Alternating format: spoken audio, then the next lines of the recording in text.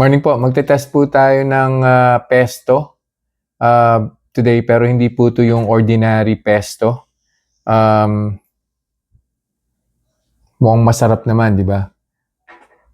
So it's been quite some time nung the last time na nakatikim po ako ng pasta, no? I think magte-10 months na po or probably magwa 1 year na eh.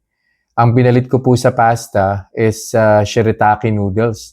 Ang problema naman po sa shirataki noodles, karamihan po sinasabi na wala pong nutrients eh, no? So meron po tayong bagong tinatry ngayon. Enoki mushroom naman po ito. Natry ko na po ito in pancit bihon, no? And successful naman po siya. Wala pong naging problema sa blood sugar. And at the same time, yung lasa niya okay na okay naman po. So ngayon, pesto naman po siya. Kung magiging okay din po ito, then I would try this spaghetti, yung red. Tingnan natin kung uubra rin po siya. At saka sa carbonara sauce kung po pwede rin po siya. At least ito pong enoki mushroom na to, full of nutrients po to. Marami pong sustansya na makukuha dito sa mushroom na to.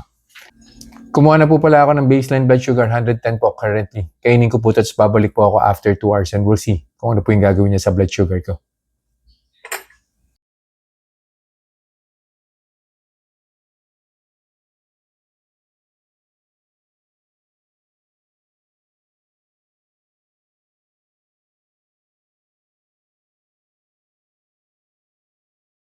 Conclusion na po tayo na sa kinain kong pesto 2 hours ago.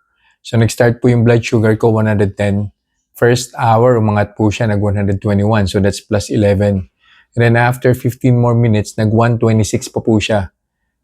Yun na rin po yung peak, yung 126. And then on the second hour, bubaba po siya, kaya lang 121 lang po yung ibinaba po niya. Nag-antay pa po ako ng 15 more minutes bago po niya naabot yung 110 na baseline. Yung ginamit ko po kasing pesto sauce, ready-made po siya from the supermarket. Yung nabibili po siya na nasa bote. Most probably dun po nanggaling yung blood sugar spike or blood sugar increase.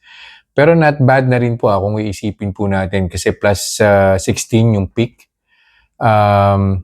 Sobrang baba po niyan. Marami rin po yung kinain ko.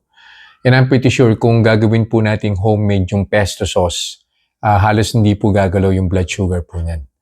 Itatry ko pa po na gamitin tong enoki mushroom sa iba pa pong noodles and pasta na dish, no? And we'll see kung uubra po siya. So for now, yun lang po muna. I'll see you guys in the next vlog. Bye-bye. Reminders lang po, huwag pong mag-aanli. Always eat in moderation.